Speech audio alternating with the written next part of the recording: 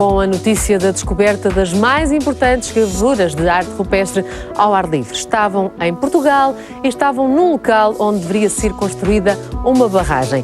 Todos nós sabemos o que aconteceu nesta história. É uma história com um final feliz para as gravuras e para os seus defensores. Mas o que é que aconteceu realmente em Foscoa nestes últimos 12 anos? É isso que vamos falar hoje no nosso Sociedade Civil, antecedendo um pouco aquilo que vai ser a exibição logo, em primeira mão, de um documentário sobre Coa, o Rio das Mil Gravuras.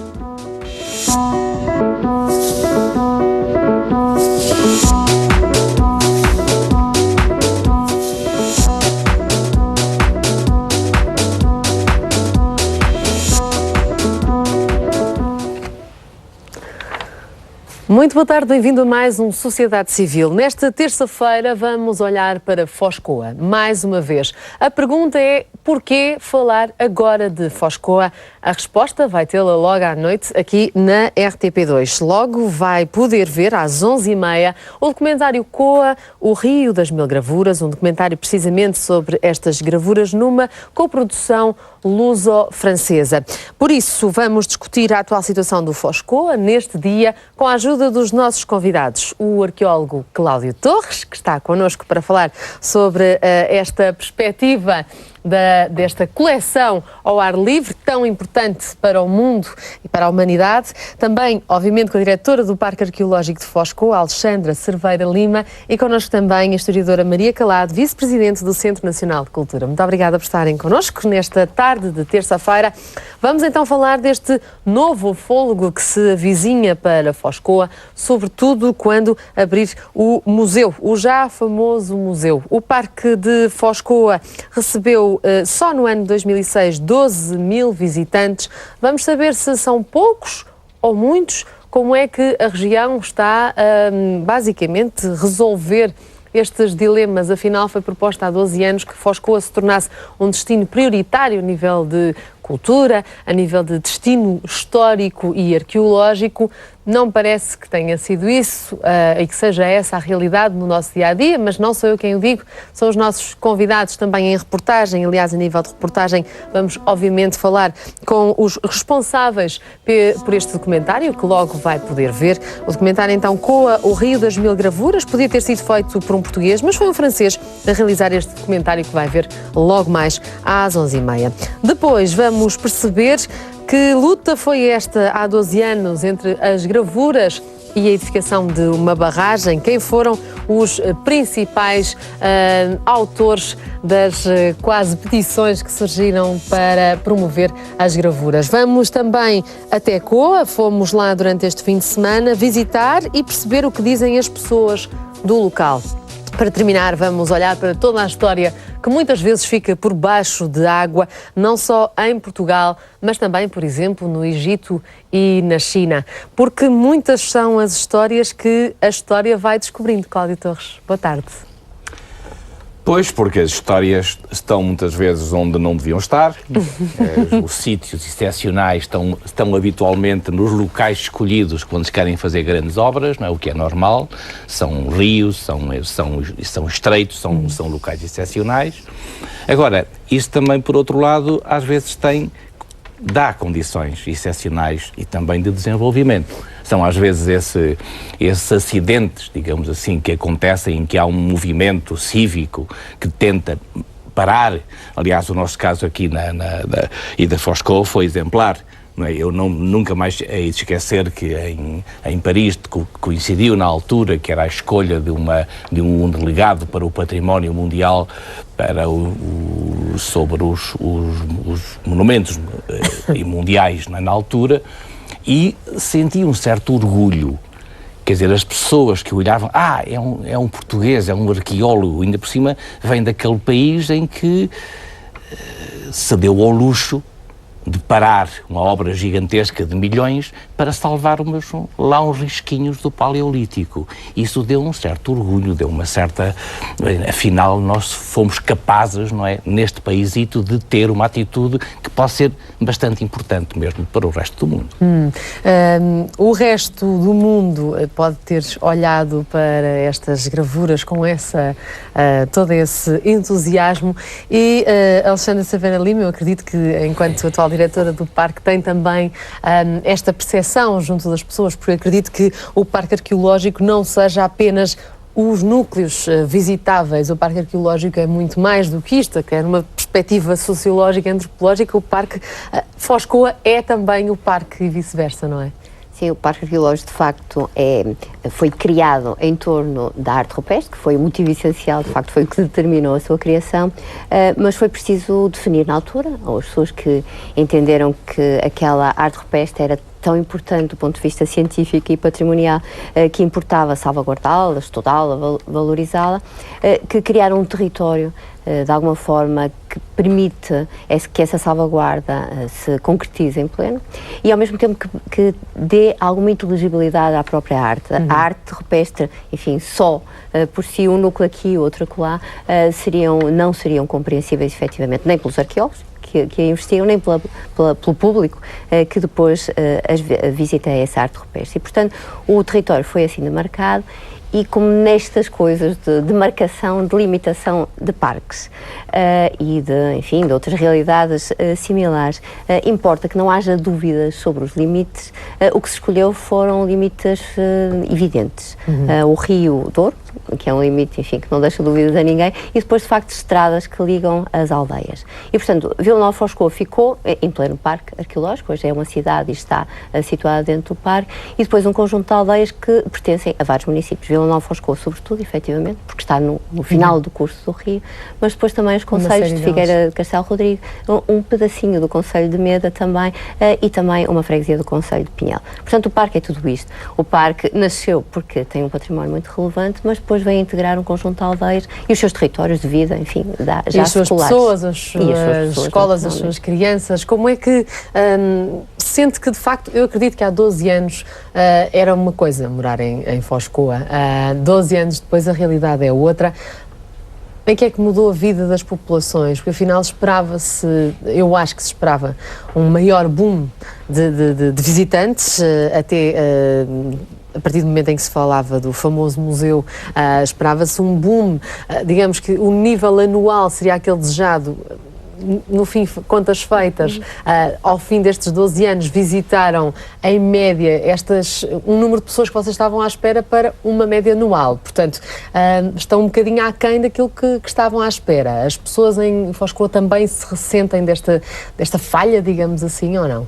Eu gostaria de aproveitar esta excelente oportunidade para poder falar um pouquinho dessa questão dos números, que é, claro, é uma questão crítica, porque é o que normalmente até passa para os meios de comunicação social e as pessoas fazem, enfim, é preciso encontrar alguma medida, e essa é uma medida, enfim, absolutamente legítima. A questão dos números, de facto, quando se falou na altura, eu recordo-me bem também desse tipo de números, de patamares de visitantes. Quando se falava nisso, é certo que se pensava numa estrutura como o parque, é verdade, como neste momento existe, e também como uma estrutura de acolhimento do género daquela que está a ser construída um museu. Porque as visitas à arte rupestre assentam num esquema de visita em que é preciso um guia, para descodificar as gravuras. As pessoas deslocam-se até ao local num veículo todo-terreno, guiado pelo guia, que faz toda a contextualização da região, daquilo que as pessoas vão vendo, a paisagem, enfim, a pré-história. Foi de resto o que nós fomos fazer e vamos mostrar daqui a pouco. De resto foi um passeio belíssimo neste fim de semana, apesar do frio. Depois que está muito frio. E a ideia é muito essa, portanto, que as pessoas possam ter uma contextualização da arte e depois terem essa arte interpretada. Este tipo de visitas, naturalmente, não é possível massificar, não é possível chegar com as pessoas com, enfim, 1.000, 2.000, 3.000 pessoas de uma só vez. Portanto, os grupos que têm chegado são os grupos ideais para, digamos, continuar a manter este ambiente que se vive? É possível ter um nível um pouco superior, digamos, com o número de guias que inicialmente o parque tinha. No início o parque abriu, enfim, as suas portas e começou a funcionar com 16 guias. Neste momento temos 10 guias, somos 10 a funcionar nesse tipo de visitas do parque. E, claro, quanto mais guias, mais visitantes é possível guiar.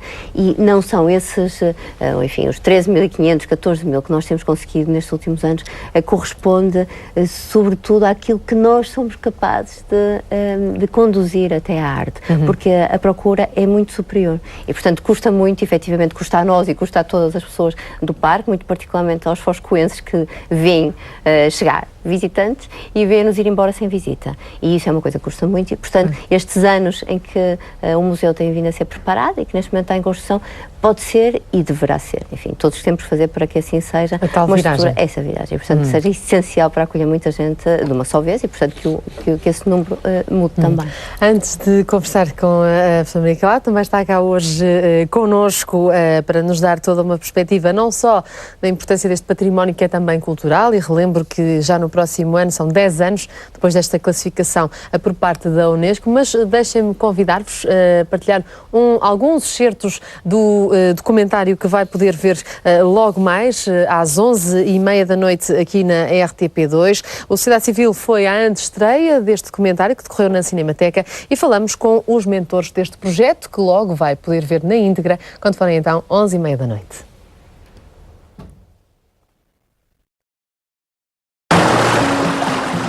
Foi este o cenário que inspirou cientistas portugueses e estrangeiros a mostrar ao mundo o património arqueológico prodigioso do Vale do Coa. As gravuras, descobertas nos anos 90, que não tinham saído das rochas schistosas da margem deste afluente do Douro, ficam agora documentadas. Realizado em 2006, o filme mostra como este rio é um tesouro arqueológico, a que Jean-Luc Bouveret chamou Coa, o Rio das Mil Gravuras. Em 52 minutos, ficamos a saber como as gravuras sobreviveram a 30 mil anos ao ar livre. O que nós quisemos através deste filme foi repor a história de Foz Coa à dimensão internacional, dizer a importância destas gravuras a céu aberto para a concepção que as pessoas têm da arte na pré-história. A arte não estaria apenas nas grutas, mas também muito a céu aberto. Foz Coa permite compreender esta situação. O importante para nós era olhar de um modo atento para a situação de Foz Coa, que se calhar um português não conseguiria olhar da mesma forma, porque estaria muito implicado na história política ou de outras situações de Portugal. Porquê tantas gravuras? Porquê ao ar livre? De que época datam? Que expressavam os homens de então através destas obras a céu aberto? Tratar-se-ia de uma expressão artística ou de uma marcação do território? Responder a todas estas questões implicou trabalhar dia e noite junto dos melhores especialistas, fazer escavações, baixar artificialmente o nível das águas para pisar o mesmo solo que os pré-históricos e confirmar a data das gravuras. Longos meses de trabalho e obstáculos para concretizar um projeto com coprodução franco-portuguesa, subsidiado com 40 mil euros pelo ICAM em 2004. Porque no caso do Foz Coa, para mim era importante estar associado ou poder de alguma forma contribuir para a valorização e para a divulgação de um património que é universal. Em França somos muito especializados na arte das cavernas, a arte das grutas, e aqui a arte está ao ar livre. É a arte de todos os dias, a arte que podemos ver em todo o lado. Foz Coa é um sítio único no mundo, aliás, na Europa e em todo o mundo. Provavelmente fazer um filme como este só com financiamentos portugueses ou só com financiamentos franceses não seria possível. Aquilo que à partida parece o caos, uma discussão entre traços e uma sobreposição desorganizada de figuras, tem afinal um sentido. A confusão ganha formas e significados ao longo do documentário. Ficamos a saber coisas que não sabíamos sobre a idade do gelo, dos seus habitantes e habitats e daquilo que desenharam nas rochas ao longo deste rio e desta paisagem, que se mantêm intactos há 30 mil anos. Ajuntamentos, cerimónias de iniciação, ensino, mitologias, rituais de transmissão. As hipóteses são numerosas. É um excelente documentário.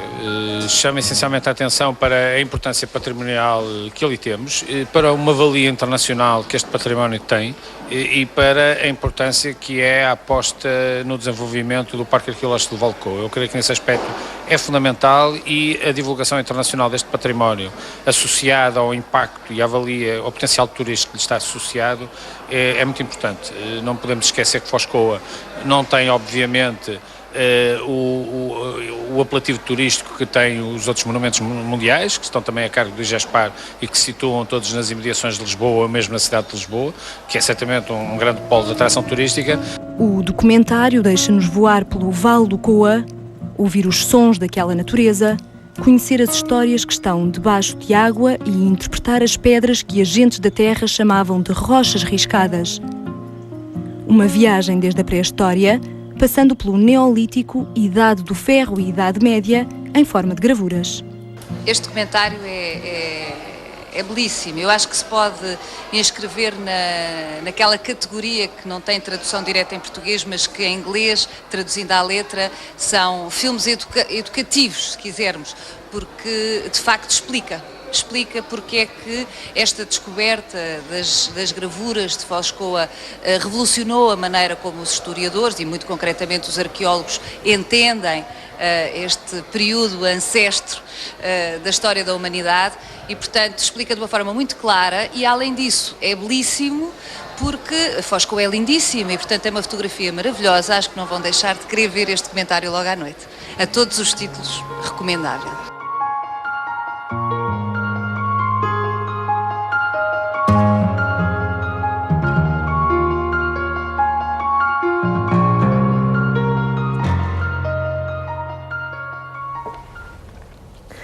Para ver logo mais, quando forem 11h30 da noite, Coa, o Rio das Mil Gravuras, para todos aqueles que ainda não visitaram.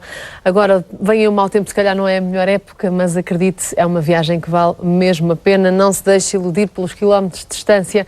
Vale mesmo a pena visitar este parque. Maria Calado, concorda? É sem dúvida uma lição de história ao ar livre. É com certeza, é um património de um grande valor e de grande raridade e penso que de grande atratividade e certamente este filme vai trazer aqui uma projeção internacional que o reconhecimento da classificação da Unesco já tinha trazido, mas que ao nível da divulgação do público e de sensibilização será seguramente muito importante. Eu acho que este património, este caso raro de um testemunho tão antigo como este e em contexto de ar livre é com certeza um potencial enorme. É o princípio da história daquela região. Mas penso que também não se esgota neste património que é a mais-valia, que é com certeza o atrativo principal. É importante estender a todos os outros valores daquela região. A própria Foscoa é uma vila nova que tem características interessantes do ponto de vista do urbanismo medieval. Há todo um património arquitetónico, há um património natural, há um património também de que não se traduz em elementos materiais, um património indelével e, portanto, acho que este parque é um caso de grandes potencialidades porque através do elemento principal que é a arqueologia e da raridade que tem no contexto internacional e da grande atratividade que seguramente vai ter, é um elemento que pode constituir ali a base da identidade no território. Eu acho que é importante trabalhar para além da arqueologia, embora com base na arqueologia, e ter como perspectiva a dimensão contemporânea de uma identidade, de um território cultural. O tal tornar-se mais apelativo, como estávamos aqui a dizer, não é? O parque é o motor. E eu penso que o parque também concorda com a diretora que, de facto, não tem capacidade, mesmo com o museu, nunca terá capacidade para dar resposta ao interesse de visitantes. Isso é bom, eles poderão voltar. É importante criar também, para além do alargamento que o museu pode vir a ter em novos conteúdos, é importante trabalhar os conteúdos daquela região numa relação sempre possível de ancoragem com este tema, mas trabalhá-los e criar ofertas alternativas. Eu penso que será a grande oportunidade. Nós estamos à beira de um novo quadro comunitário de apoio, sabemos que estes temas são importantes, o território será um tema importante, a sua requalificação, o turismo cultural também, mas é necessário, para além dos alojamentos e das acessibilidades e dos equipamentos, é importante criar conteúdos. O turismo cultural não se resume apenas ao alojamento e a meros episódios, aos quais não podemos exigir mais do que aquilo que eles podem dar, mas é sobretudo o tratamento de conteúdos e a sua acessibilidade que é importante, e ali há uma mais-valia. Eu penso que este património é tão atrativo como os monumentos da Unesco que estão em Lisboa. Não é possível comparar em termos quantitativos. Jerónimos são Jerónimos, a Torre de Belém também, o Convento de Cristo também, Angra do Heroísmo, ou Évora, ou Guimarães, ou o Porto, tem o seu valor, mas é difícil. Este é o nosso caso raro da arqueologia, portanto tem com certeza um valor extraordinário e uma atratividade. Claro, mas no entanto, não querendo fazer uma comparação, mas eu acho que é um pouco inevitável, tanto Cláudio Torres. Porque tudo isto que a Maria Calado acaba de enumerar e elencar sobre Coa, poderíamos ter elencado acerca de Mértola. Os acessos, os alojamentos, etc, etc. E, no entanto, acredito que o projeto que envolve o campo arqueológico de Mértola, que de resto preside, tem sido, de alguma forma, potenciado, tem tido esta captação. Portanto, o que é que falta na sua perspectiva, não querendo obviamente fazer aqui uma lição de como gerir um campo arqueológico ou como dinamizar estas estruturas, mas o que é que acha que falta? Porque o que me parece, e daquilo que temos estado a ouvir por parte dos telespectadores, é que só por causa das gravuras não vale a pena ir a Foscoa. É claro que há muita gente que pensa que sim. Eu subscrevo, eu acho que vale a pena levar as crianças depois dos 3 anos para visitar estas gravuras. Mas o que é que falta? O que é que acha que as pessoas precisam de ter mais como quase apelo? Lojas, centros comerciais? Pois é o mais complicado muitas vezes, mesmo em relação à arqueologia. A arqueologia, por definição, há um pouco em todo o lado, não é? Mas nós, neste momento, estamos a falar de uma arqueologia de zonas em stress, de zonas do interior, de zonas tão empobrecidas, ligadas a uma paisagem. Nós temos de ver estes conjuntos de arqueologia deste género, como é Foscoa, como é Mértola, ligadas a um território que tem uma lógica, tem um passado e tem uma ocupação, tem um drama neste momento, como todos eles, que é o despovoamento. Se nós queremos falar em paisagem cultural, que é o caso de Foscoa, temos de falar em povoamento. E o drama está aí. Quer dizer, não há paisagem cultural sem gente. Isso é um nonsense. Portanto, a partir daí tem de haver outro tipo de ações complementares em relação ao tal visitante. Nós em Mértola conseguimos atrair à vilazinha, não é? Entre os 25 mil e os 30 mil por ano. Já não é mau, mas não é suficiente também para criar o boom económico de desenvolvimento. A gente também não pode ir muito mais, porque se for a muito mais, destrói. Claro, mata a própria galinha. Exatamente. Precisamente. Portanto, aí tem de haver o tal equilíbrio. E mais ainda numa região como é Foscoa, onde o espaço, a respiração, os ruídos, os cheiros, o conjunto é fundamental. Não é no meio de uma multidão. Claro, portanto este quase ecossistema, chamamos assim, tem de ser preservado. Tem de ser preservado e integrado através de circuitos, através de outras atenções, e é de certa forma aquilo que não é o Parque do Foscoa a fazer, é uma região a tratar. Quer dizer, só uma visão regional que permita integrar os outros monumentos. São milhares de outros monumentos. São igrejinhas, são castelos, são percursos, são sítios fantásticos, não é? Que integram toda uma região. E mais ainda, e tem a ver com o lado lá na Espanha. Quer dizer, há também gravuras e há também vales lindíssimos, ou seja, tem de haver uma integração completa. Nós já estamos hoje na Europa, que diabo. Portanto, isto pode permitir criar uns circuitos em que aquela multidão que pode vir e que iria destruir a visita às gravuras, se for desviada para outros locais, para outros circuitos complementares, pode perfeitamente integrar-se. É esta visão global que de certa forma foi sonhada aqui há uns anos quando aquilo apareceu, que foi criada, aliás, à volta de um programa Foscoa. Não era a Foscoa, era Procoa. Um programa financeiro. Tudo isso se esfumou, infelizmente. E é por aí que temos de andar, porque todo um interior, se queremos manter a população, se queremos desenvolver alguns circuitos de reequilíbrio, tem de passar por um certo tipo de projeto, e um projeto político e cultural para toda uma região, em que Foscoa é necessariamente o pivô. Claro. Este é que é o ponto fundamental. Este pivô que foi, de resto, altamente elevado por parte de um movimento de cidadania que eu acredito que, até então, são poucos aqueles que me recordo numa perspectiva de proteção e de salvaguarda de património. De resto, houve um movimento para a salvaguarda das gravuras rupestres do Val do Coa. Um dos membros fundadores deste movimento está atualmente em Cambridge com um projeto de investigação sobre gravuras pré-históricas ao ar livre. Mila Simões de Abreu, muito boa tarde, em direto de Cambridge. Muito boa tarde. Bem-vinda ao nosso Sociedade Civil. Boa tarde, não sei se me estão a ouvir bem. Estamos a ouvir muito bem. Perfeitamente, Mila Simões de Abreu. Nestes 12 anos, tão longe do Coa, mas sempre com Coa no coração, permita-me esta expressão um pouco romântica, mas que eu acredito, Mila Simões de Abreu, que de facto, enquanto uma das fundadoras deste movimento, tentou sempre conjugar esforços para o melhor para a zona do Coa. Sim, é verdade, o Coa está sempre no meu coração, mas também, para dizer a verdade, também está no meu cérebro. Acredito que sim. também penso nele de outra forma, não só da forma emotiva, que realmente sempre tem a relação àquilo que se passou, não é?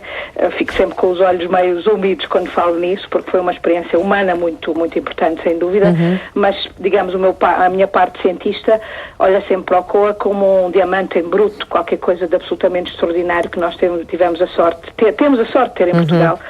E que está ali para as gerações que hão de vir, não só para hoje, para o presente, mas para o futuro, não é? Mas este diamante em bruto merece ser lapidado ou deve conservar-se assim? Esta é, claro, uma pergunta um pouco eufemística. Quer dizer, eu acho que o primeiro grande passo foi dado na forma em que o diamante não foi para baixo d'água, e eu recordo sempre que realmente isso fundamentalmente para mim é o que é importante. É o importante que as gravuras não foram para baixo d'água, que se conservaram ao ar livre e que, portanto, estão ali à disposição de todos nós, cientistas, com certeza, mas o grande público também, não é? E isso é qualquer coisa que requer o seu tempo. Nós vivemos numa sociedade muito apressada, queremos que tudo aconteça muito rapidamente, mas realmente as coisas podem levar o seu tempo. É por isso que eu não tenho assim uma visão tão pessimista como muitas vezes as pessoas têm em relação ao COA, embora acho que muita coisa que foi feita não foi feita da forma como eu faria, não? Ou como talvez pudesse ter sido feita. Por exemplo? O essencial, realmente, nós estamos ainda a começar. Por exemplo, eu sei que vocês falaram, porque a semana passada estava em Lisboa e ouvi falar disso, da questão do museu. E posso lhe dizer que, por exemplo, Altamira, só 100 anos depois é que teve um museu. Eu compreendo que nós em Portugal temos, qualquer coisa, temos dinheiro que recebemos e que temos de gastar, mas muitas vezes esquecemos que as coisas às vezes levam o seu tempo, não pode ser tudo feito imediatamente. Exato, Na verdade, até lhe posso dizer que, por exemplo, do que diz respeito à classificação mundial, o COA foi o processo mais rápido que houve na história da Unesco. Portanto, houve muitas coisas que foram feitas de forma acelerada. Claro, eu posso dizer que tenho algumas reservas sobre muitas coisas que foram feitas, não é? Mas gosto de ser positiva e de pensar que nós conseguimos uma coisa que o mundo nos olha, e eu posso lhe dizer que todos os dias aqui em Cambridge as pessoas se lembram disso, parece. Vocês em Portugal talvez não tenham essa noção, mas olham para nós como o sentimento que nós fizemos uma coisa que parece quase um milagre, não é? Exato. E que foi, hoje de manhã, por exemplo, estava a falar com o meu colega que trabalha no Danúbio, e ele dizia-me que a zona toda em que ele trabalha, parte dela ficou debaixo de uma barragem em 1965. E eu falei de Foscoa, não é? Portanto, é sempre realmente qualquer coisa que nós temos o prazer de falar nele. Claro. É diamante em bruto, assim tem de ser, é claro, tem de ser transformado em uma coisa ainda mais bonita, não é? Uma tiara, talvez, ou qualquer coisa, não é? Mila Simões de Abreu, muito obrigada por esta sua participação em direto de Cambridge, onde está num projeto de investigação sobre gravuras pré-históricas ao ar livre, e na perspectiva desta geóloga, as coisas têm que demorar o seu tempo. Afinal, se tivemos 30 mil anos à espera para descobrir as gravuras, podemos sempre aguardar mais um bocadinho para descobri-las agora com calma, em pleno século XXI. No entanto, foi já no século passado que, de facto, despoltou esta grande luta, entre aspas. Os jornais abriam precisamente com a ideia de que era uma luta de onde só poderia sair um vencedor, ou as gravuras ou a barragem.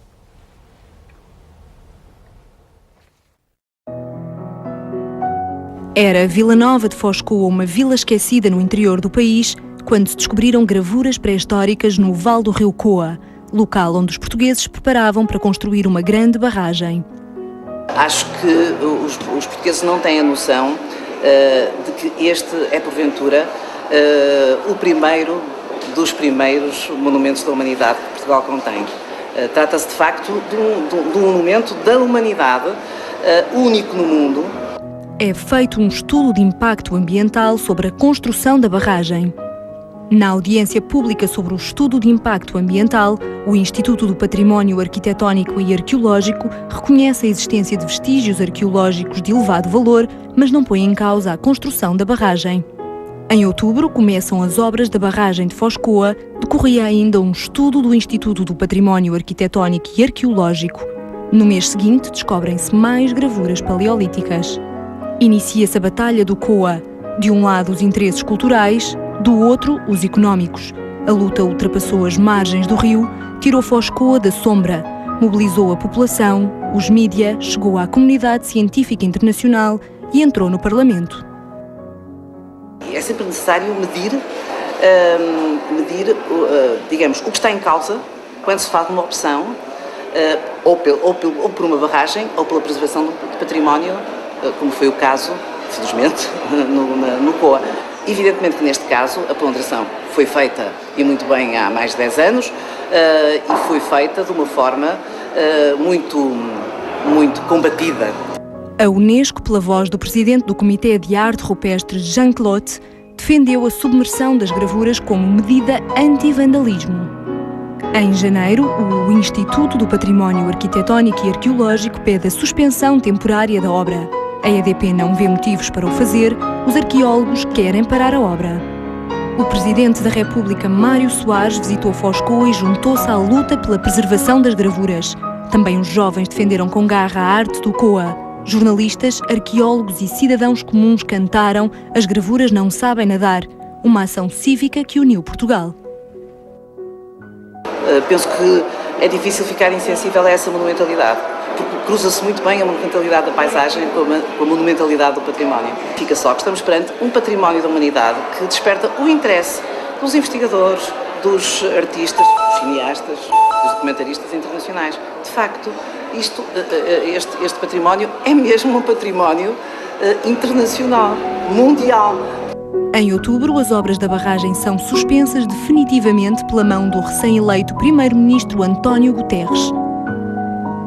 Uma vitória dos arqueólogos que continuam a investigar, a descobrir mais gravuras com entusiasmo. Os 1.564 hectares de terras do Douro que iriam ficar submersos pelas águas da barragem ganharam novo rumo com algumas promessas de desenvolvimento cultural. 12 anos depois, o balanço ainda não é satisfatório. Foscoa não tem tido, devo abertamente dizê-lo, não tem tido nos últimos anos o suficiente investimento por parte de vários setores, incluindo o setor da cultura.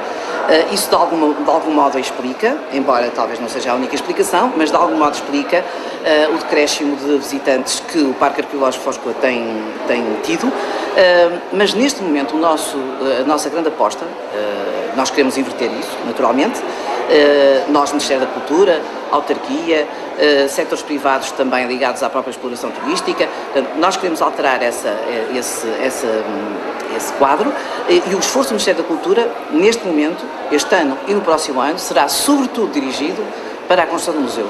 E penso que essa construção e a abertura do museu vai poder dar um novo elan, uma nova vida a Foscoa. Importa que nós todos saibamos aproveitar depois esse novo elan.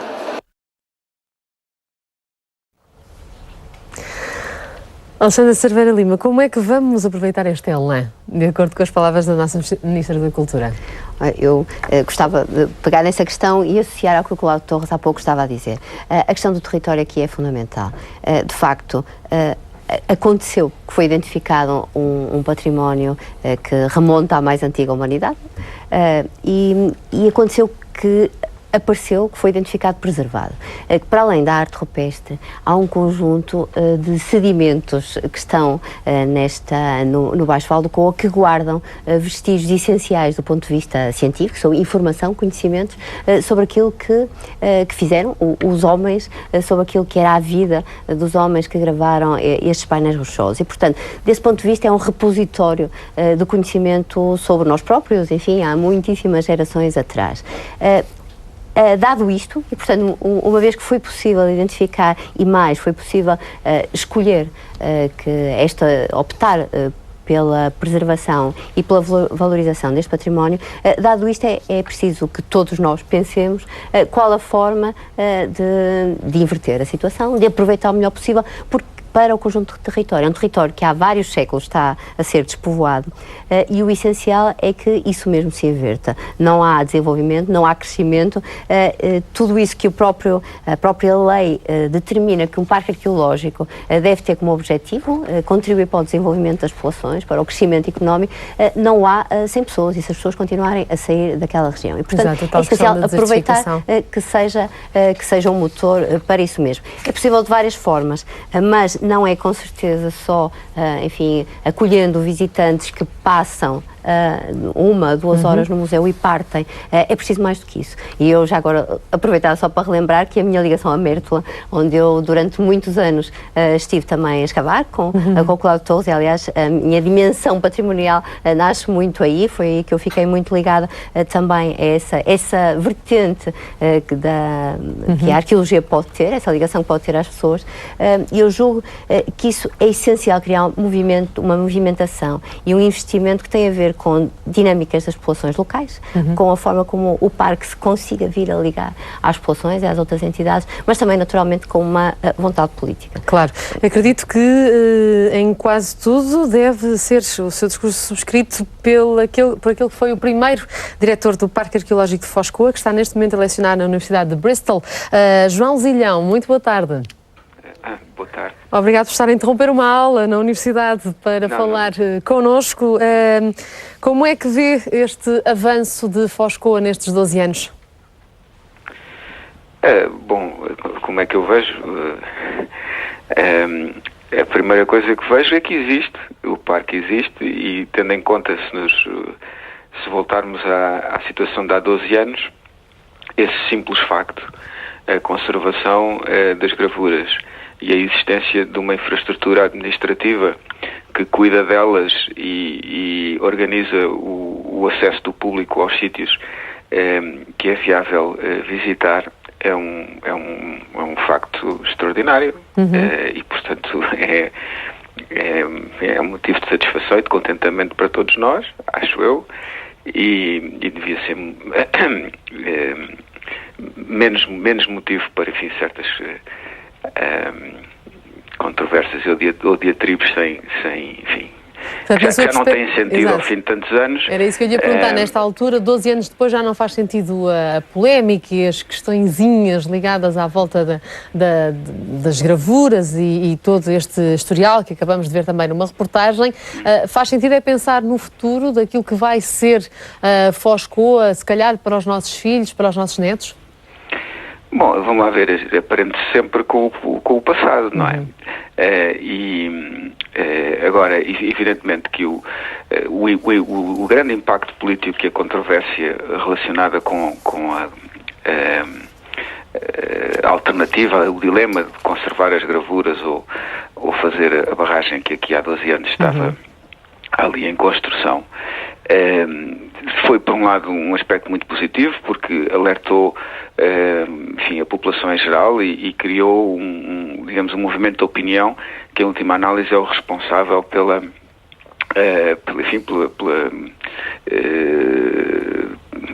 solução positiva que foi dada ao dilema que então existia. Mas, obviamente, que, digamos, que dessa controvérsia é compreensível que tenham saído pontos de vista, enfim, que não foram considerados, gente que se considerou e correntes de opinião, políticas e outras que se consideraram, portanto, enfim, mal batidas, se quiser, em tudo isto, e que, portanto, é natural que tenha havido sequelas, e essas sequelas, nos anos subsequentes, se tenham feito sentir negativamente, e, enfim, eu procuro olhar para isso com uma certa filosofia, como o preço que teve que se pagar, e que seguramente se continuará a pagar ainda por algum tempo, porque realmente foi uma controvérsia muito viva. Claro. Mas de alguma forma trouxe, exato, e despoltou, pelo menos para junto da opinião pública, a questão de Foz Coa. Acredito que se calhar se fosse uma coisa mais pacífica, hoje em dia não se falaria tanto de Foz Coa como agora nestes 12 anos. Muito obrigada ao professor João Zilhão, relembro, o primeiro diretor do Parque Arqueológico de Foz Coa, está em direto da Universidade de Bristol, onde está neste momento a lecionar. Maria Cláudia, eu acredito que, e não só a nível de património arqueológico, mas património cultural, numa perspectiva mais alargada, há se calhar se calhar até mais, mas 4 vertentes, 4 ãos muito importantes: a valorização, a manutenção, a difusão e, se calhar, a fruição. Permita-me juntar este último, que é, na perspectiva do telespectador, o mais essencial, não é? Eu acho que está perfeito. E sobre essa questão, nós estamos a falar de um território, mas é um território humanizado. Humanizado ao longo dos séculos, pelo menos desde estas primeiras memórias, e humanizado até os nossos dias. E os herdeiros desse processo de humanização são a comunidade de residentes e de visitantes que vive naquele espaço ou que vai usufruir e que vai fruir aquele património. Que é preciso descobrir e que é preciso tratar. De facto, cada vez mais a conservação se faz em contexto local e as gravuras trouxeram-nos exatamente esse novo dado, para além do movimento da opinião e esta constituição do parque, essa preservação em contexto local. A arqueologia não foi só lá trabalhar para trazer o conhecimento sobre a história da humanidade, não, a arqueologia não se fechou, deixou-nos um património, criou-se um parque, criou-se um novo método e uma nova perspectiva que eu acho que tem sido um trabalho notável e não se pode avaliar pela quantidade de visitantes, porque tem que haver outra resposta.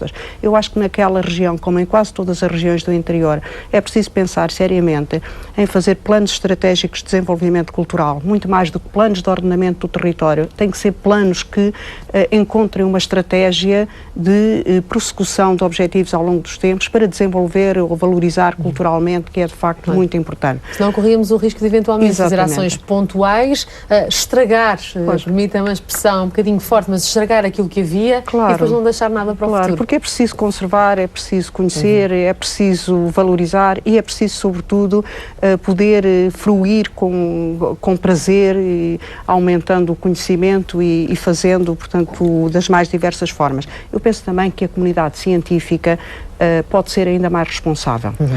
E a comunidade científica, por mim falo, muitas vezes gostamos de nos refugiar em projetos nas universidades, quer seja a comunidade científica que estuda a arqueologia, ou que estuda o património arquitetónico, ou que estuda a paisagem cultural, ou que estuda a história regional e local.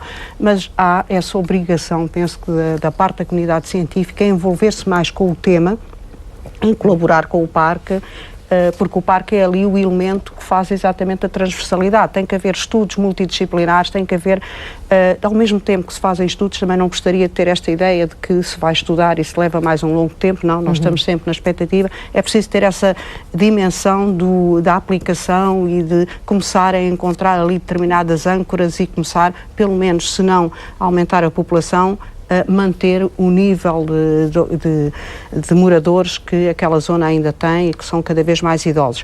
Penso que é importante perceber que toda aquela região tem uma identidade muito forte. O território português não seria o que hoje é sem as terras de Ribacoa.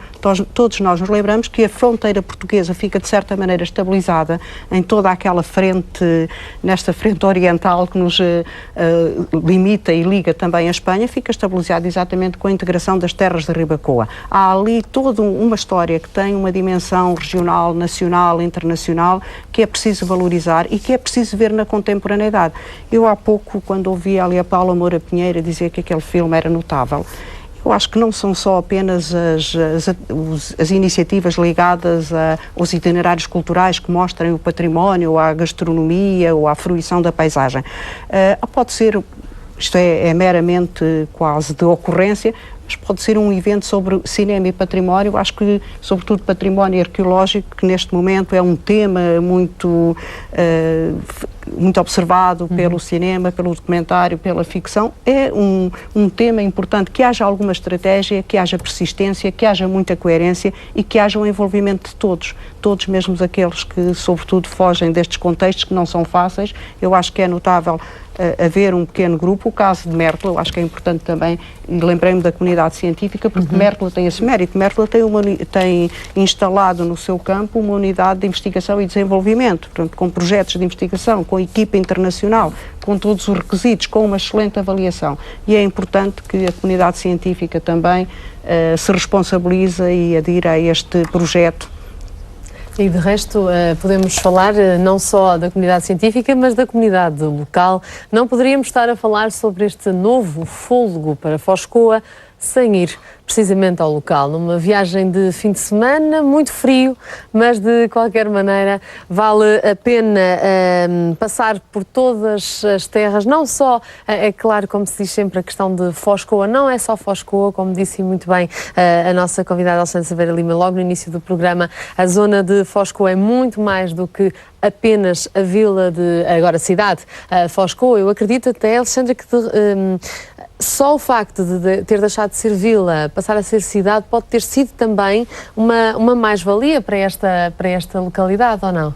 Com certeza que sim. E, de facto, a arte rupestre tem uma grande qualidade e a arte rupestre tem vindo a atrair, como falava agora mesmo, a comunidade científica e outro tipo de visitantes. E Foz Coa tem pela natureza da configuração do território, é possível que a cidade continue a crescer, que receba efetivamente muitos visitantes, que se as coisas, enfim, continuarem a correr no bom sentido, e o bom sentido é que venham a acolher mais pessoas residentes, é possível continuar a crescer e mesmo assim o património arqueológico continua preservado, continua conservado, que é essa vertente também importante, porque a configuração do parque é assim mesmo, há um coração, um núcleo central do parque, onde estão os núcleos principais da arte rupestre, e depois Foz Coa, a cidade fica sobranceira à Foz do Coa, portanto fica próximo do Rio Douro, e pode perfeitamente crescer sem de forma alguma fazer perigar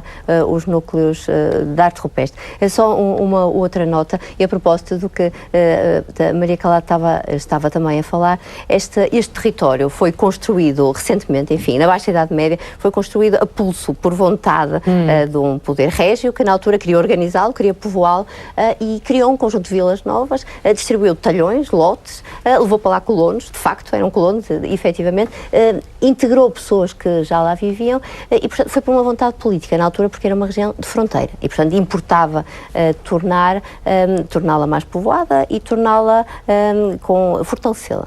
E isso, de alguma forma, está a ser tentado em algumas regiões. Eu ouvi, julgo que ontem, que se pensava criar uma cidade importante, juntando Lamego, Vila Real, Régua. Ali naquela corda é perfeitamente possível, e se entrar nisto mesmo. É uma região onde é excelente viver, onde, existindo algumas estruturas que são naturalmente essenciais, é possível as pessoas viverem.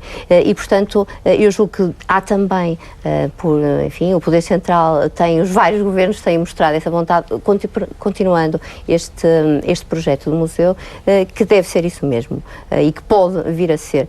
Naturalmente não é tudo, mas pode ser uma nota, pode ser uma âncora essencial para o que depois pode desenvolver em torno dele. Nós fomos então a Foz Coa 12 anos depois. Aquilo que nós vimos é certamente um pouco diferente daquilo que vai ver logo à noite, quando forem 11h30 da noite. Nós fomos olhar para o presente, quem sabe até descobrir algumas pistas para o futuro.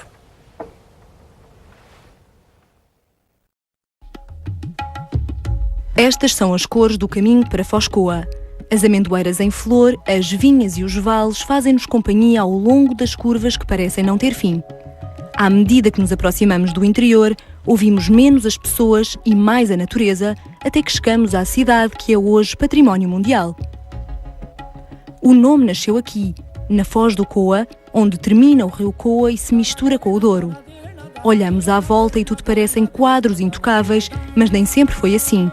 Há mais de 10 anos trabalhavam aqui quase 700 pessoas para erguer uma barragem de que só restam muros para a ensecadeira e o túnel para o desvio do caudal. Estavam projetados 7 anos de dinâmica que acabaram por ser 3. Naquela altura, Foz Coa viveu numa época em que houve a vinda de muita gente de fora por causa das obras da barragem. Aí proporcionou um movimento à vila, que era na altura, hoje cidade, diferente daquilo que estávamos habituados e daquilo que tínhamos. É evidente que as coisas dispararam, por exemplo, as rendas das casas, a procura de casas foi imensa, originou a apetência para a construção civil, que criou alguma dinâmica também nessa área, o comércio também, claro, porque as pessoas tinham que comprar os alimentos e não iam comprá-los fora, faziam as suas compras dentro da vila. A paragem veio realmente criar algum vazio. A melhor opção era realmente ter as duas coisas, era ter a barragem, ter as gravuras, porque na realidade tínhamos as duas vertentes. Como o entendimento não foi esse, foi realmente tentar candidatar esta área a património mundial, o que se veio conseguir anos mais tarde. Este lugar deixou de ser só nosso. Pertence ao mundo, mas 12 anos depois, poucas coisas mais mudaram em Foz Coa. A nível da hotelaria, Foscoa realmente tem um déficit bastante grande. Temos apenas uma albergaria, temos a Pousada da Juventude e agora, recentemente, um turismo rural, que é a Casa Vermelha, mas com poucos quartos, tem apenas 6 quartos. Precisávamos realmente de uma unidade hoteleira com algumas condições para grupos realmente que nos visitam e que venham de autocarro, para os quais nós não temos capacidade. Têm que aparecer os investimentos bem feitos na hotelaria, na animação e todas aquelas coisas que se ligam com o turismo e as acessibilidades serem realmente também feitas. Está para ser lançado o IP2, que liga Faro a Bragança e que vai passar em Foscoa, e o Governo gostaria, não sei se vai ser possível, de lançar esse concurso até ao final do ano. Tem que mudar o sistema de visitas ao parque, e porque os guias não são propriamente guias. Os guias são condutores, são vendedores de bilhetes, são, sei lá, uma série de coisas. Quer dizer, andarem a transportar as pessoas de Foscoa ou de um centro de recepção para as gravuras, voltarem a trazê-las. Bom, é óbvio, são poucos guias, são poucos jipes, e isso não pode continuar assim. Do centro de Foscoa, partimos de jipe com um guia até ao Parque Arqueológico. São cerca de 30 minutos por estradas virgens, finas e tortuosas. Pelo caminho encontramos povoações escondidas nas montanhas e comércio que faz alusão ao património. Uma viagem sobre o Coa e o Douro que nos leva ao encantamento.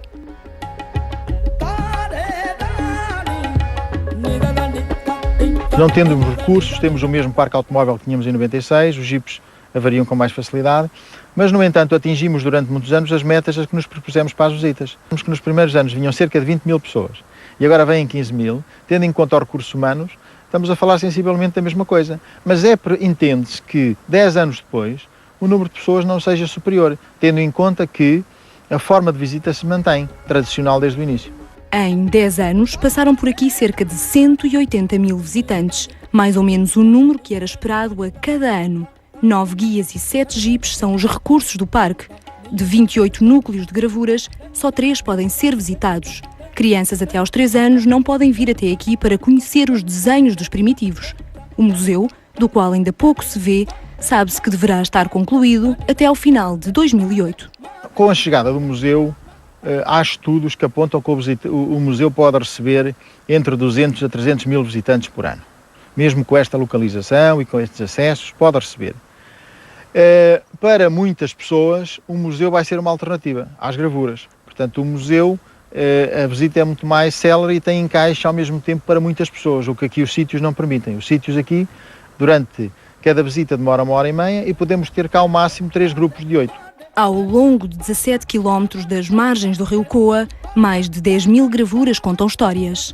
Alguns destes cavalos, auroques, cabras, bodes e cervídeos têm 23 mil anos, que podiam já estar esquecidos debaixo de água, mas que continuam a ser arte ao ar livre ou uns riscos importantes para quem não percebe muito de arqueologia. Fui criado ali. Quando nasci, depois comecei a andar, meu pai tinha ovelhas, eu andava lá também com eles, os pastores, e a gente depois começou a ser mais grande, via-se lá aqueles riscos nas fracas, mas a gente não sabia o que é que aquilo vinha a dizer, para confirmar, não é? E nessa altura, era a favor da Moraes porque estava lá a trabalhar.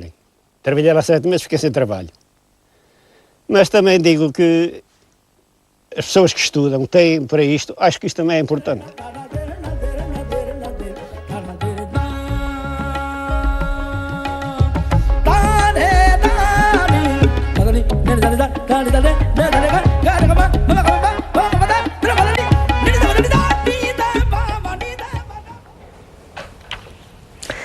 Uma viagem por Foscoa, pelo Parque de Foscoa, Parque Arqueológico de Foscoa, que está hoje em destaque porque logo mais, conforme já foi anunciado, às 11h30 da noite, vai poder ver o documentário sobre estas gravuras, realizado por Jean-Luc Beauvais e produzido por Gabriel Chabanier. É uma coprodução luso-portuguesa para ver então às 11h30 da noite aqui na 2. Maria Calado, é muito curioso percebermos esta a tal integração. É uma perspectiva um pouco mais antropológica, mas não deixa de ser interessante, não é? Eu acho que é preciso compreender que estava prevista uma dinâmica ligada à construção da barragem que durava 7 anos. 3 anos tinham decorrido, esperava-se mais 4.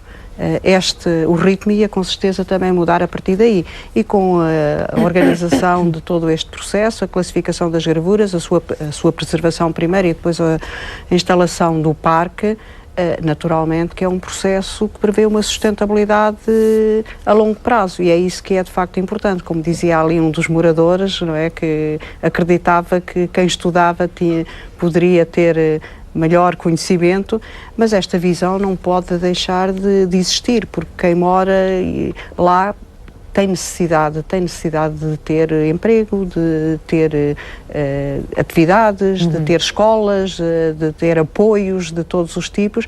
Portanto, estas coisas não dependem só do parque. Eu também acho que é preciso dizer, acredito que a doutora Alexandra Lima não possa dizer, mas não se pode esperar demasiado do parque. O parque faz muito, fará muito, será uma âncora. Mas é preciso que todos os agentes que estão localizados na área do parque cumpram as suas responsabilidades, porque naturalmente isto tem de ser uma visão estratégica e continuada. Penso que podem tirar partido não só as povoações que estão no parque, mas aquelas que marginam o parque e que estão até em toda esta faixa interior.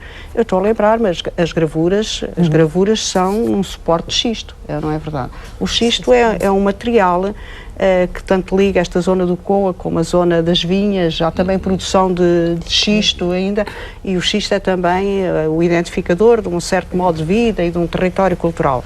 Estou a lembrar-me que há ali barroco, eu identificaria já uma série de temas-chave que podem constituir base de rotas, as rotas do xisto, as rotas do barroco, as rotas do azeite, as rotas do vinho, as rotas da amendoeira. Podem criar ali picos que são com calendários diferentes, que são localizados em épocas diferentes do ano. Eu acredito que não há muito mais dinâmica para estas povoações do interior que não seja exatamente este recurso importante que é a cultura, e por isso foi tão importante preservá-lo. Agora é importante não o pôr em perigo e não esperar também demasiado, porque não pode suportar também demasiadas frequências, não só pela questão da conservação, mas também pelo direito que todos os que vão ver têm a vê-lo em condições de boa fruição. Como acontece em todas as terças-feiras das nossas semanas aqui no nosso Sociedade Civil, às terças descobrimos a chamada Solução Europa. Vamos até um país da Europa que, dentro do nosso tema, encontrou uma solução, ou pelo menos vai-nos dar algumas pistas sobre. Neste caso, vamos falar de património, vamos falar de cultura e de promoção turística e cultural do património.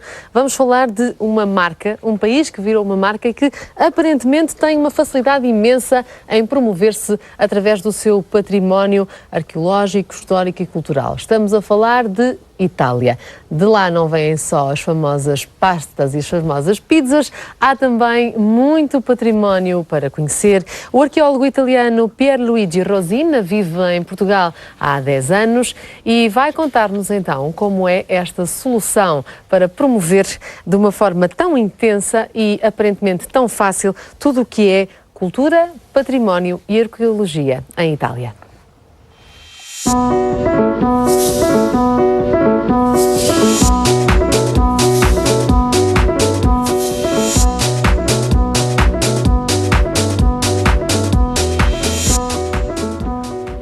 Pierluigi, muito boa tarde. Boa tarde. Obrigada por estar connosco. Daquilo que tem estado a ouvir e enquanto arqueólogo, se Foscoa fosse em Itália, era mais famoso? Non credo che, già cominciavo a parlare italiano, non credo che sia stato mais famoso. In Italia há outro sítio UNESCO que tem mais ou menos a mesma importância de Foscoa, que é Val Camonica, e tem um conhecimento especialístico. Sono sítios arqueológicos são menos apelativos que os sítios históricos, patrimoniais, monumentais.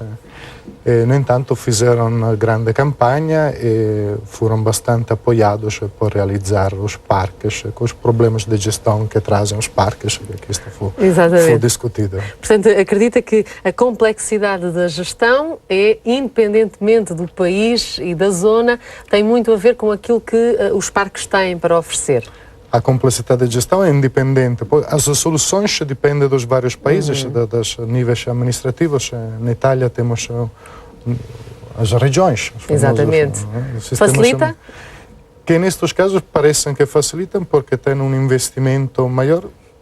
Cada região tem cura em particular o seu patrimônio e investe muito mais de quanto faz o Estado. O Estado se ocupa das grandes unidades patrimoniais e as regiões, as comunidades locais, investem. Como o símbolo da região Lombardia é uma gravura do Parque de Vacca Monica. Do Parque Vacca Monica não é só um parque, são vários. Portanto, este sítio também está reconhecido pela Unesco, não é verdade? Vacca Monica.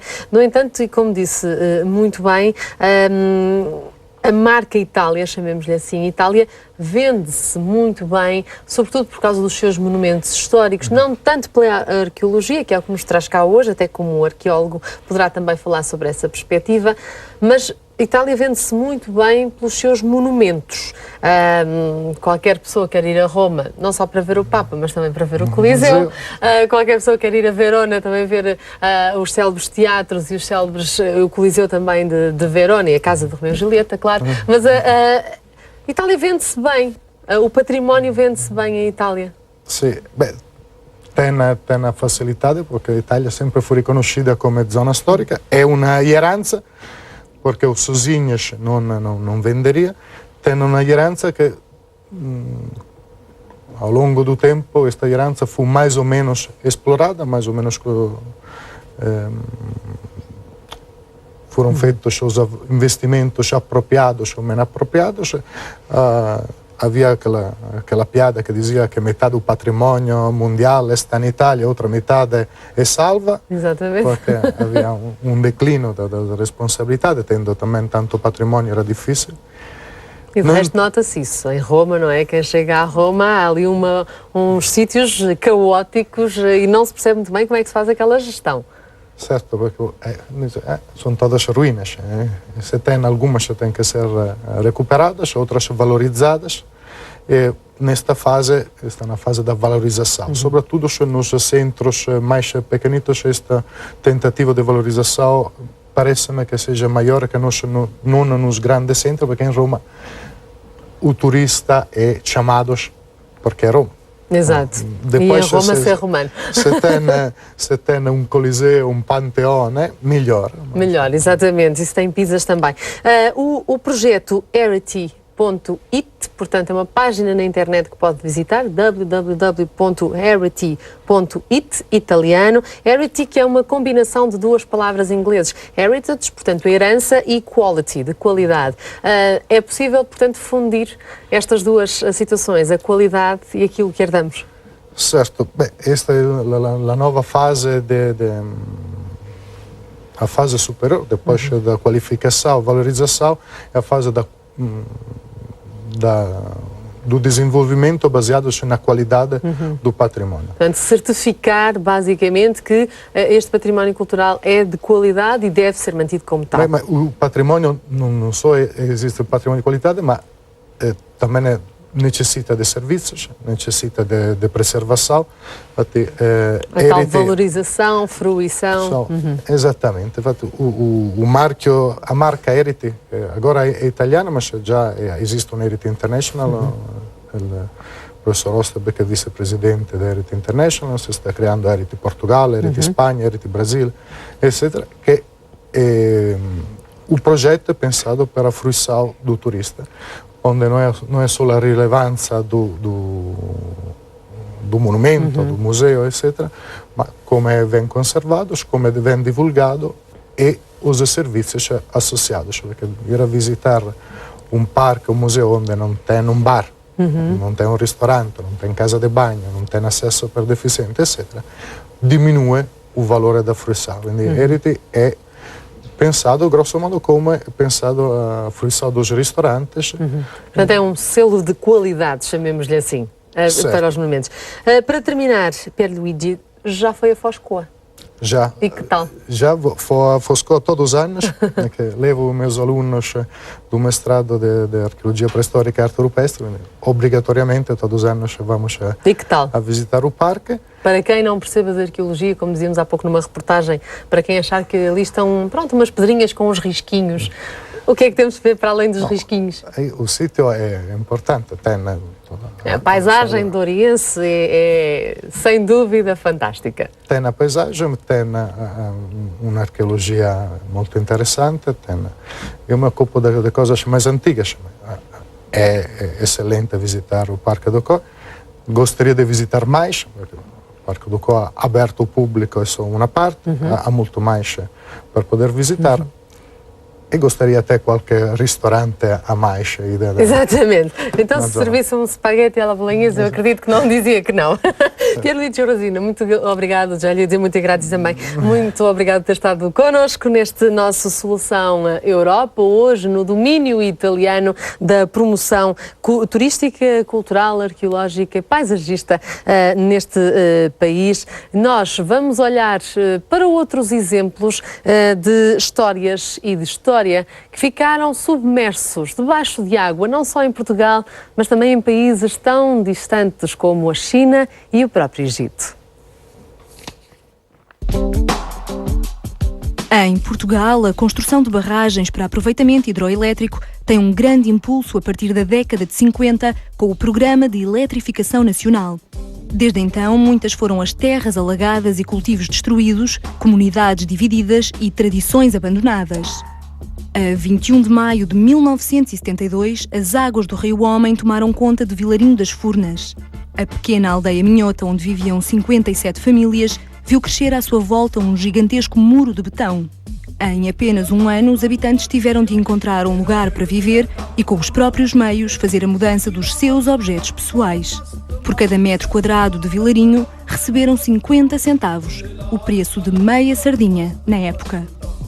Os antigos habitantes de Vilarinho das Furnas, unidos numa associação, referem o espírito comunitário daquela povoação como o que de mais importante a água levou. Numa espécie de Assembleia Pública de Vizinhos, uma herança dos visigóticos, eram tomadas todas as decisões de gestão da aldeia. Desta espécie de fuga à autoridade central, brotava a identidade do grupo que se desfez a quando da migração forçada dos habitantes. Um caso diferente, mas que levou também à submersão da aldeia, é o da barragem de Alqueva, cujas comportas encerraram a 8 de fevereiro de 2002. Ao contrário do que aconteceu com a população de Vilarinho das Furnas, a Aldeia da Luz foi totalmente recriada perto da aldeia original, mantendo assim as relações de vizinhança e a estrutura das ruas, da igreja e do Rossio. Mas debaixo de água ficaram a única pedreira natural de xisto azul em Portugal e o Castelo Romano de Lousa, protegido de forma a não ser desgastado pelas águas. No estrangeiro, conhecem-se também vários casos de barragens que levaram à evacuação de milhares de pessoas e puseram em risco património arqueológico. A barragem das Três Gargantas, na China, levou à deslocação de cerca de 1 milhão de pessoas. Na passada quinta-feira, foram demolidos os últimos edifícios a serem inundados para que a maior barragem hidroelétrica em potência comece a funcionar em pleno já no próximo ano. No continente africano, a denominada Nova Barragem de Assuão, inaugurada em 1970, permitiu que os caudais do Nilo fossem regularizados, o que minimizou as cheias e os períodos de seca. Mas este progresso levou à destruição de parte do legado civilizacional e monumental da cultura egípcio-núbia. Algum desse património foi salvo pela Unesco, como os 2 templos de Abu Simbel, que foram transladados do local original. Em Portugal, há cerca de 150 grandes barragens e estima-se que em todo o mundo existam cerca de 800 mil.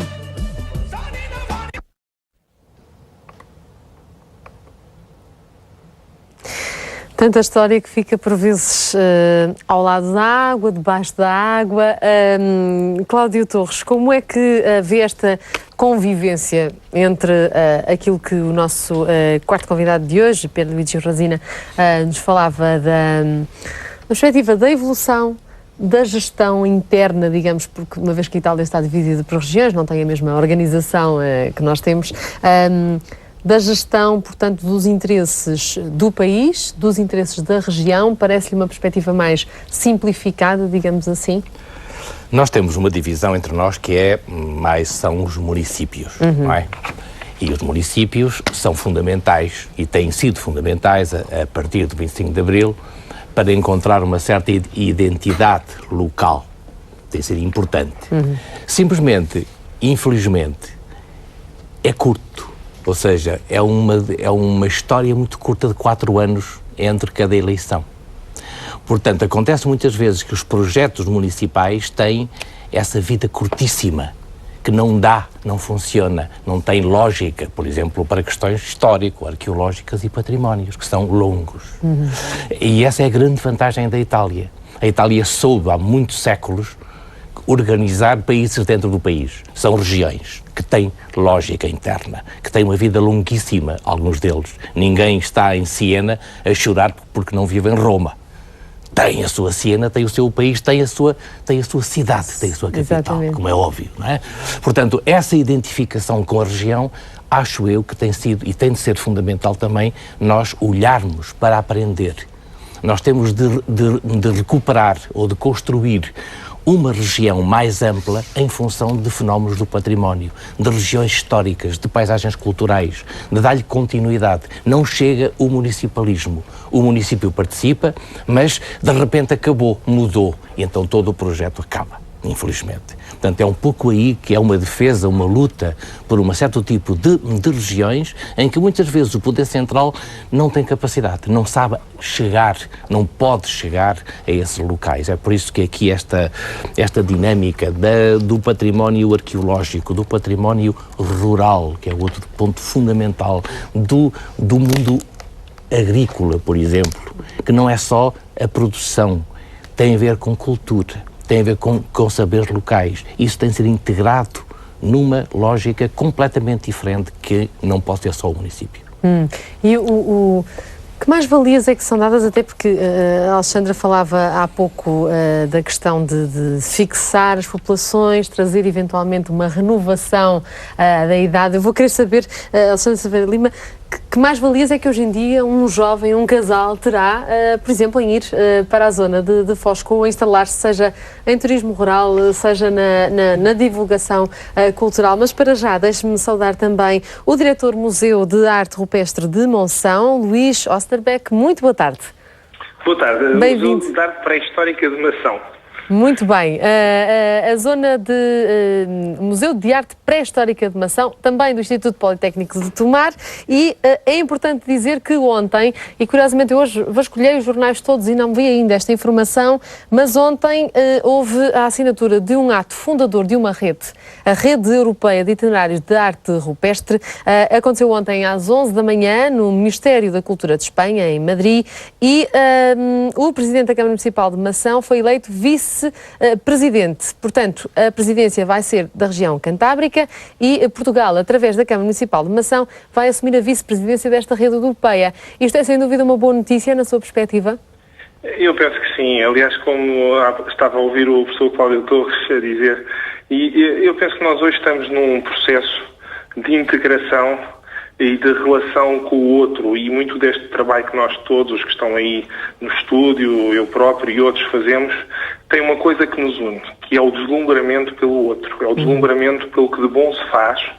Vocês convidaram o meu amigo e colega Pierluigi Rosina, que vos falou da Itália, mas aquilo que nos une a todos, independentemente de outras diferenças, é que nós apreciamos o que outros fazem, e muita arqueologia é isto, é apreciar o que outros antes de nós fizeram. Mas se temos esta demarche de início, temos que depois construir estruturas que suportem este sentimento, se quiser, que está na raiz daquilo que fazemos. E que sejam duráveis, que não sejam fogos fatos, também como dizia o Cláudio Torres. Portanto, é necessário estruturas que permaneçam. Esta rede é uma rede muito importante, é uma rota, aliás, tal como sabe, toda a gente conhece os caminhos de Santiago. E, portanto, aquilo que foi decidido criar, num processo que está a ser acompanhado pelo Conselho da Europa e pela Comissão Europeia, é os itinerários de arte rupestre da Europa, dentro de uma lógica da construção da própria União Europeia. por razões normais, portanto, a sede, portanto, ficou na região catábrica, onde, como sabe, está, e particularmente em Santander, portanto, mas na área, no fundo, onde fica Altamira, que é mundialmente conhecido, não é? Exatamente. Esta decisão, que para nós é muito grata, de que a vice-presidência ficasse com uma ação. É preciso dizer, no entanto, que a estrutura se assume como uma estrutura de rede e, portanto, completamente aberta. Neste momento, todos os sítios espanhóis estão presentes, os sítios do sul de França também. Penso que é uma questão de relativamente pouco tempo para que também os sítios portugueses todos estejam, e a rota, quando se concretizar totalmente no terreno, evidentemente vai ter todos esses locais, porque é essa a lógica europeia, e eu acho que isso é muito bom. Portanto, é nesta perspectiva que temos que trabalhar. Deixe-me, se me permite, porque eu estava a ouvir uma conversa que vocês estavam a ter sobre a questão das barragens, e existe esta ligação quase que visceral entre arte rupestre e barragens, que tem lógicas em função dos contextos topográficos, etc. E parece-me que ter uma integração das estruturas e uma articulação entre todos os que trabalham no setor turístico, no setor da investigação, em termos europeus, é fundamental. Porque houve uma coisa que mudou com o COA em relação à Bussimbel, que eu também ouvi falar aí há pouco. É que até à Bussimbel, o que era exemplar era preservar alguns monumentos, deixando alterar completamente a paisagem. E a partir de Foscoa percebeu-se que o passado só tem sentido na relação equilibrada entre o homem e a natureza, e, portanto, não tinha sentido arrancar uma ou outra rocha gravada, porque o que era preciso era preservar as paisagens. Exato. Preservar as paisagens é preservar o nosso passado. É preservar uma natureza que é humana. E isto só pode ser feito numa escala europeia, ou internacional, até mesmo mundial. E a integração entre as estruturas, o não deixar que os que trabalhamos nesta área fiquemos em guetos, é decisivo. O que nós não podemos ter é, por exemplo, estudos de impacto ambiental, como ainda há pouco tempo foi feito, sobre o joelho, de 25 barragens que submergeriam, portanto, extensões enormes com arte rupestre, até com pessoas vivas viver dentro das casas, sem que o estudo mencione isso. Repara, o progresso tem custos. Claro. E quando se fazem estradas, barragens, etc., há coisas que são destruídas. Agora, o que não se pode é dizer nos estudos que esse problema não existe. Claro, portanto não pode ser deixado de facto de lado, e daí a importância desta rede europeia de itinerários de arte rupestre. Ontem foi assinado então o ato fundador desta rede, foi assinado em Espanha, e Portugal assume a vice-presidência através da Câmara Municipal de Mação. Muito obrigado a Luís Osterbeck por ter participado também neste nosso programa dedicado a Foscoa. Estamos a lançar um olhar sobre estes 12 anos, aquilo que tem sido feito e, sobretudo, aquilo que vai poder ver logo à noite, às 11h30, aqui na RTP2, o documentário O Rio das Mil Gravuras. Temos estado a mostrar também alguma das edições em papel sobre o trabalho e as descobertas em Foscoa. Uma das mais recentes, e sempre em parceria com o Parque Arqueológico de Foscoa, é este assinado por João Paulo Sotomayor e Bernardo Pinto de Almeida, das edições Afrontamento, e depois, dentro da própria edição do Centro Nacional de Arte Rupestre e também do Parque do Val do Coa, temos também uma outra sugestão. São livros belíssimos, com belíssimas ilustrações. A outra sugestão é assinada por António Martinho Batista, A Arte dos Caçadores Paleolíticos do Val do Coa no Tempo Sem Tempo. Já que estamos em maré de livros, deixe-me adiantar-lhe que durante toda esta semana o nosso Ler Mais está numa rádio, e hoje um repórter lê-nos um excerto de Lição de Tango, um livro publicado pelas edições Asa.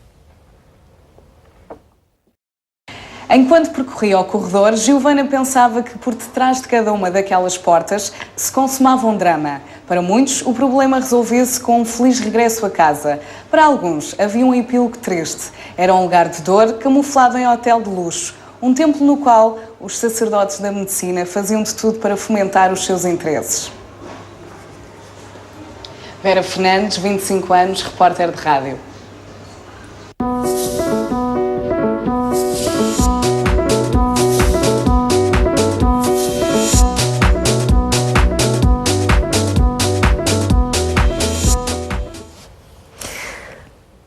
Parece-me que os mais jovens a conhecem por Verinha Mágica. Hoje, no nosso Ler Mais, o Plano Nacional de Leitura, em parceria com o Sociedade Civil.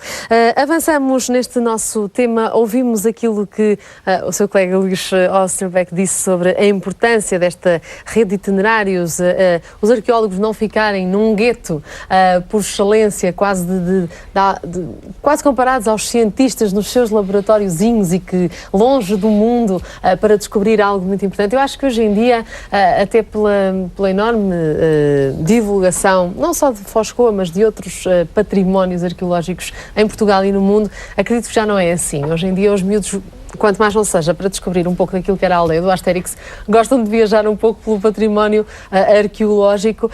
Aliás, o Val do Coa editou também, em parceria com Ana Maria Magalhães e Isabela Alçada, um lugar mágico, o Val do Coa, numa perspectiva de explicar aos mais novos e de integrá-los nesta magia que é viajar pelo Coa. Essa magia sente-se muito em Mértola também, sente-se muito noutros locais, como Conímbriga, em Elvas, em Évora.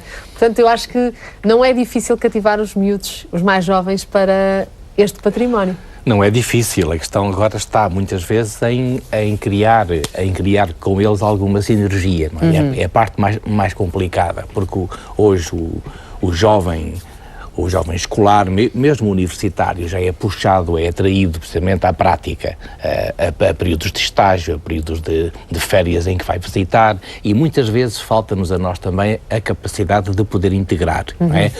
Começa a haver algum sítio, aliás o Val do Coa já tem no parque uma tentativa de integração desses jovens escolares que começam a ver. Nós também em Mértola começa a haver algum apoio nesse sentido, mas não é suficiente, ou seja, tem de haver da nossa parte também uma outra participação, porque a investigação científica, a investigação arqueológica já não é só suficiente ser subsidiada pelo Estado, pela universidade ou por um centros de investigação que não têm dinheiro, obviamente. Portanto, temos de encontrar equilíbrios. Portanto, hoje a investigação arqueológica passa e também pela divulgação.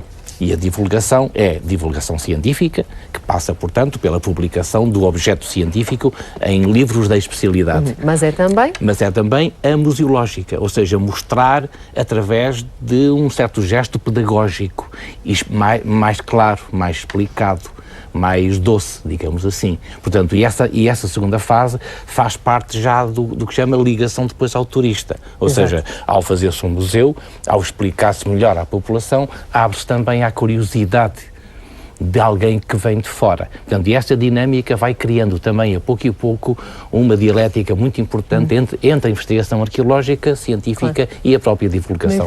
Isto que o Cláudio Torres está a dizer fez-me lembrar algumas das conversas que tivemos aqui há uns tempos a propósito das maravilhas. Lembra-se que tínhamos exatamente este tipo de discurso na tentativa de seduzir, porque eu acho que isto passa tudo também por um ato de sedução.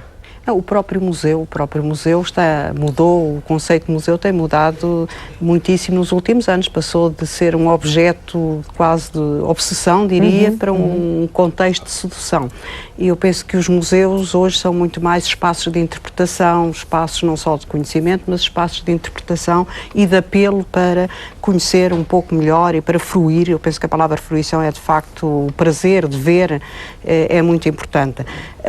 O património que herdamos é do passado, mas ele tem que nos dizer qualquer coisa. Ele suporta a nossa contemporaneidade. Aliás, o passado só existe porque nós lhe reconhecemos existência, senão seria qualquer coisa de morto. Mas o património por si só às vezes não é suficiente. É preciso conhecer, há patrimónios por vezes mais difíceis, fazê-lo comunicar. A comunicação, a interpretação, não só em contextos museológicos ou museográficos, mas também no próprio local, no próprio território. É preciso, de facto, trabalhar muito nessa área. O caso da Itália tem feito um trabalho grande nesse sentido, os Estados Unidos da América, a Inglaterra, a França também nessa matéria, mas a França mais ligada ao património arquitetónico, mas há casos já de grande trabalho a nível da comunicação do património, quer da informação, quer da acessibilidade. É preciso que os locais estejam acessíveis, não só aqueles no parque, mas outros, etc. Um trabalho de sedução, acho que é muito importante fazer esse trabalho de sedução e motivar as pessoas, porque é um grande prazer. Depois de descoberta é um grande prazer. Sandra, Foscoa seduz? Eu julgo que sim. Aliás, inquéritos que nós temos vindo a fazer aos visitantes, é verdade que as pessoas que podem, que são guiadas até aos núcleos de arte rupestre ou que têm outros tipos de atividades educativas que o parque também desenvolve, normalmente o grau de satisfação é de facto muito elevado, é da ordem dos 94%, 95%, de facto as pessoas gostam muito quando visitam o parque, por causa desta interligação entre património natural, entre a paisagem construída e a arte rupestre e o património arqueológico propriamente dito, e também porque nós temos vindo a tentar desenvolver muito este tipo de atividades que nasceram por requisitos, por necessidades da investigação, que têm a ver com a arqueologia experimental. E de facto os arqueólogos têm vindo a tentar perceber a ocupação paleolítica do Vale do Coa, tiveram que desenvolver, enfim, essa vertente para perceber como é que alguns depósitos nos chegaram até nós, como é que alguns vestígios se tinham mantido daquela forma, e percebeu-se que esse tipo, a arqueologia experimental, tem um potencial muito grande, como já se tinha percebido lá fora em muitos outros sítios e mesmo cá em Portugal também, mas é verdade que tem um potencial muito grande de ligação aos jovens, porque é uma forma muito simples e educativa e muito participativa, de facto, de transmitir conhecimento. Claro. Uma fórmula fora, lá está, dos tais museus, com a conotação antiga de museu, é sem dúvida uma lição de história ao ar livre que vale a pena aproveitar, e se ainda não teve hipótese de visitar Foz Coa, não perca, logo mais às 11h30 vai poder ver então este documentário, uma coprodução luso-francesa sobre este Rio das Mil Gravuras. Resta-me agradecer a presença dos nossos convidados, muito obrigada por terem estado connosco para falar sobre este que pode ser o novo fôlego para Foz Coa. Espero que daqui a mais ou menos um ano possamos estar juntos para celebrar não só os 10 anos da elevação deste património mundial por parte da Unesco, mas quem sabe também para inaugurarmos o nosso museu. Isso seria sem dúvida uma dupla efeméride muito feliz para celebrar aqui no Sociedade Civil. Voltamos amanhã, onde vamos falar de uma temática não tão feliz, vamos falar de divórcios e partilhas depois de um projeto em comum se diluir, como é que ficam as contas daquilo que outrora foi um casal